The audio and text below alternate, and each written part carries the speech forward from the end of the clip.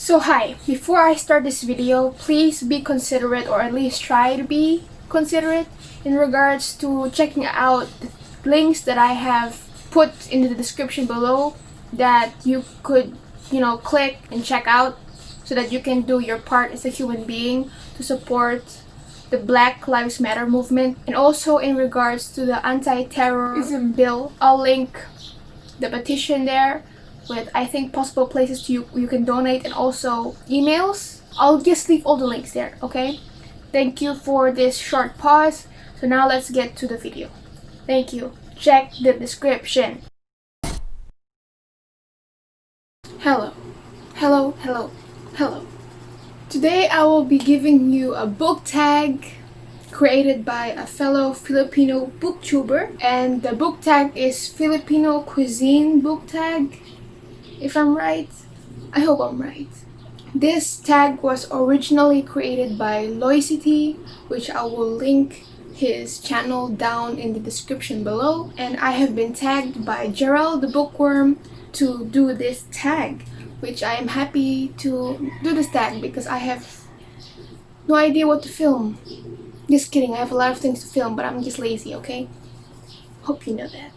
So for those who don't know, I am half Filipino. That is why I am promoting this tag. By the way, for those non-Filipino viewers, I'll leave pictures of the foods that are mentioned in this tag so that you can get a glimpse of how they look like and stuff like that, so that you don't feel like an outcast.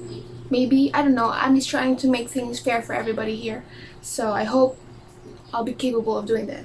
So without further ado, let me do this tag. Adobo, all-time favorite book. Adobo, which is personally for me one of my favorite Filipino dishes. So I know that few of you might already roll your eyes when I show you this book. No, I just do it anyway because I can do that, I think, right? Yes. And that book is Every Last Word by Tamara Island Stone. If you haven't picked this book up, then you freakishly have to. Most of all for somebody who's watching this video, I mean, come on. This is top tier, right here, okay?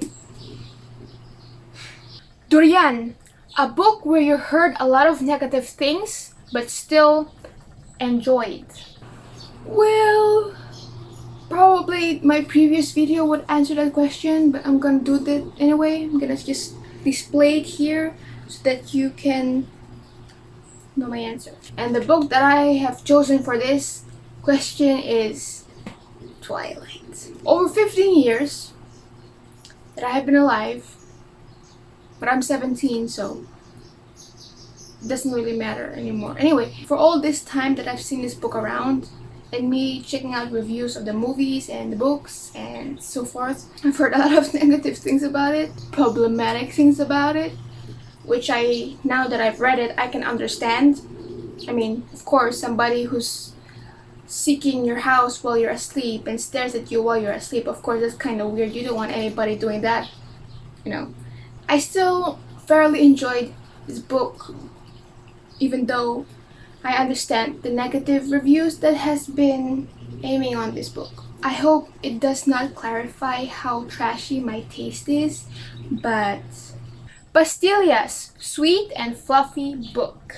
In regards to sweet and fluffy books, that's kind of tricky because I don't really gravitate towards sweet and fluffy books because I do not relate. I gravitate mostly towards hard-hitting contemporaries or hard-hitting stories in general, so it's kind of hard, but luckily, I have read one, and the book that I have chosen for this question is Foolish Hearts by M. Mills. I know, many of you must be rolling your eyes right now because all these books have been shown in this channel so many freaking times, which is fine. I know now the hardships of booktubers that they keep recommending the same freaking books, but here I am doing the same thing. Actually, Foolish Hearts is also kind of a hard-hitting contemporary at most levels, but many of it is just pure joy and happiness and slight comedy and irony, stand-up irony. So I can still consider this, from my own perspective, a really fluffy, sweet book. Sweet entirely, from friendship to romance. Yes, yes, yes. Lechon may be a problematic book, but you still enjoy it. So the book that I have chosen for this is Every Day by David Leviathan. I think I pronounced his name right properly, right? I thought of it as kind of problematic, and also I've seen other people call it a bit problematic because basically this book is about, I have no idea, actually a kind of soul, a person, I have no idea, who kinds of calls him or herself A, and he or she kind of transfers to all kinds of different bodies of different people. So basically A doesn't have a kind of gender or any kind of sexuality in general. So basically this book was supposed to have a very strong message in regards to gender and sexuality, because that is how the character A has been displayed throughout the book. But it has seemed that the book was just aiming on the romance. Furthermore, I still did enjoy this book, even though it did not deliver to the expectations that it should have kind of met. Sinigang, sour or awful character, yet some folks love them. Actually, for me, it's very difficult for me to hate a character in the book, because I think I tend to be very empathetic when it comes to book characters. I kinda know what's happening in their heads and understand their motives in regards to the actions that they do. But if I had to choose one character that I may not like but others may or may not also like, it would be Colin from An Abundance of Katrines. I mean, that dude is kind of problematic for me. I mean, he only dates girls who are named Catherine. I sense a kind of misogyny in that layer, but let's not go with that, because that's not what you guys here came for, right? I don't know what you guys came here for anyway, so that's my character. That's the character that I really don't appreciate. And if some of you do like him, then sure. Kuchinta. Slow and sweet book. As I already said, I don't have almost any sweet books, or slow even, because I don't really tend to gravitate towards slow-paced books.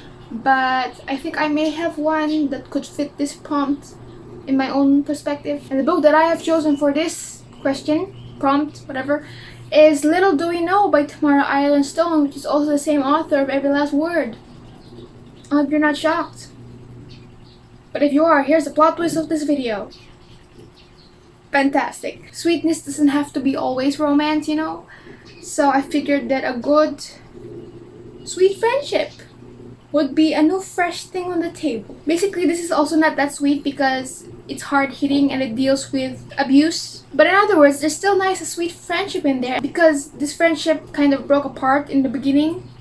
So there's this slow build-up of getting them back together as great friends as they were before. So it is slow and sweet, right? Yeah. Pinagbet. Book with many insights or ideas where you can learn from. So the book that I picked for this, actually I picked two books because I wanna show you two books that give a lot of ideas, First one is going to be a non-fiction book, which is Make Time by Jake Knapp and John Zeratsky. This is actually my first genuinely read non-fiction book that I read earlier January, when everything was still kind of normal. This book kind of propelled me to become a much more time-managed person. But as you observe now, that kind of weared off, because I'm not time-managed anymore. So yeah, I learned a lot from this book in regards to time management and scheduling and making sure that I make time every day for things that actually matters to me, even though I have a busy schedule for school before. Because nowadays I just do whatever I like to do instead of doing my responsibilities. And the last book that I want to recommend for this question or prompt is It's Not Like It's a Secret by Misa Sagara.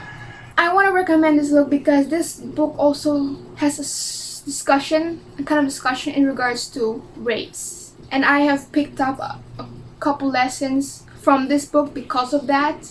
Then I kind of felt enlightened to discover these kinds of things that are talked about in books. And I thought that maybe a few people could learn some things for themselves, even though it's fiction. So as I assume in these tags, I'm supposed to tag other booktubers to do the same tag, right? To be honest, I tag everybody who wants to do this, even though you're not a Filipino or you're not Filipino descent. It's fine, you can do this, the questions are very self-explanatory, and it's just nice to see the widespread of the Filipino food throughout this platform. So do what you like. But I'll also just tag 4 people to do it anyway so that they can do it. First person that I tag is Jarm's chapter. And another one is Cestlaby Vlogs. I think if I pronounce it right, I'm sorry if I don't pronounce it right. And the last one I'm going to tag is Threesya Cabigao. I hope I pronounced your name properly again. So I'm not gonna make this any longer. Thank you very much for watching this video. And my name is Sakina Vanessa, and I'll see you in the next video. I hope I didn't forget to say anything, because I've been talking constantly. So, okay, goodbye.